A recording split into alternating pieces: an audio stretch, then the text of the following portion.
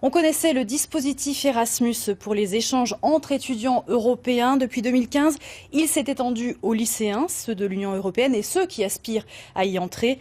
Le lycée d'Ambérieu en Bugey dans l'Ain accueille cette semaine 28 élèves de Pologne, de Hongrie, de Turquie et de Macédoine. C'est le tout début d'une aventure et d'un dialogue pour une meilleure compréhension entre les pays. Benjamin Métral avec Arnaud Jacques. Il y a Nina, 16 ans, en classe européenne. Sa correspondante, Blina, vient de Macédoine. Léa, elle, héberge la hongroise Lila. Lauriane, le turc Seçkin. Pendant une semaine, comme 25 autres binômes, ils vont étudier, manger, vivre ensemble à Ambérieu. You must redo the same, but bigger, 4 times bigger. Mais d'abord, il faut briser la glace. Au premier jour, les travaux manuels tombent à pic, car tous ne parlent pas bien anglais. Et pour Nina, la Macédoine, c'est la grande inconnue.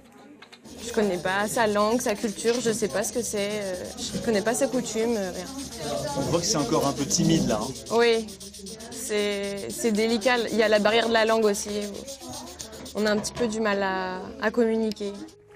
Il va bien falloir s'y mettre, car dans les 2 ans à venir, ces élèves vont se rencontrer 4 fois dans chacun des pays. Justice, égalité, espoir, ils ont été sélectionnés par la Commission européenne pour débattre de questions de tolérance. Un rapport sera remis à l'UE.